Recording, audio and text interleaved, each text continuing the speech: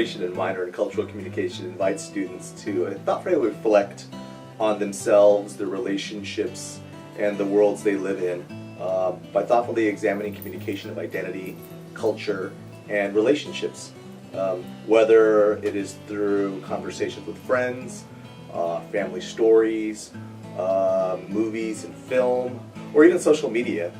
The courses in the concentration, therefore, focus on instances of intercultural contact. They focus on instances of mass media, family communication, and even travel abroad experiences. What originally attracted me was the fact that I wanted to travel a lot for my job, and I didn't want to pick like a different language to minor in, so I thought that cultural comm would give me more insight on different cultures and how to interact with them.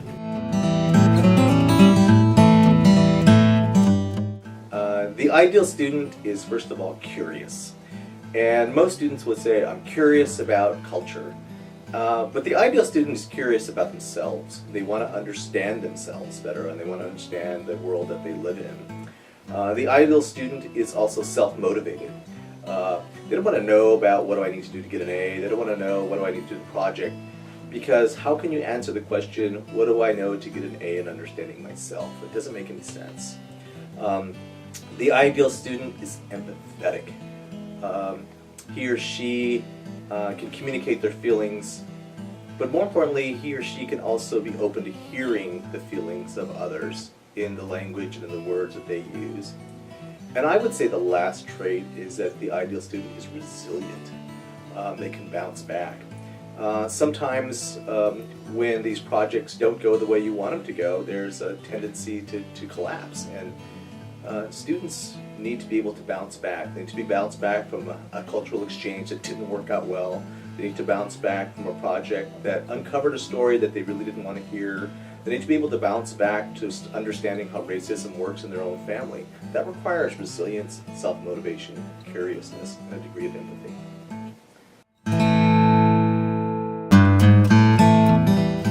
Students coming into this major should expect to learn about themselves as much as others and to really interrogate their common sense of identity and culture. When they do so, they develop skills of confidence, they develop skills of adaptability, they develop skills of cultural competencies. If we think about the diverse world that we're living in, what most people are afraid of is looking awkward or looking stupid. We all need that boost in confidence to feel awkward or to occasionally feel stupid, and that's what we learn in this program.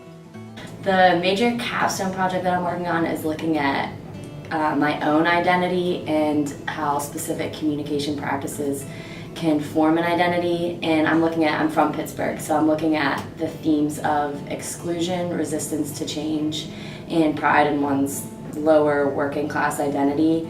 And I'm looking at how the dialect of the Pittsburgh region shapes their identity and how that simultaneously shapes my identity.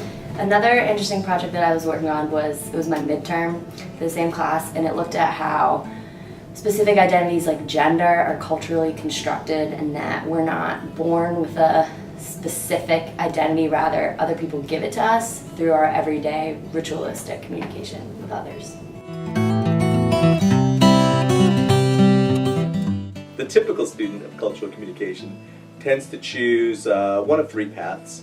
The first path is advocacy and graduate studies, and I would say about 2/3 of all of cultural comm students go on to graduate school, law school, some kind of post-baccalaureate work. The concentration is exceptional in developing people's writing skills, and most students use those writing skills for their graduate applications. Another career path that people go to is in cultural exchange careers, whether that is travel abroad, international relations, or some sort of cultural ambassadorship. And a third one I would say is in the general area of community organizing and community improvement.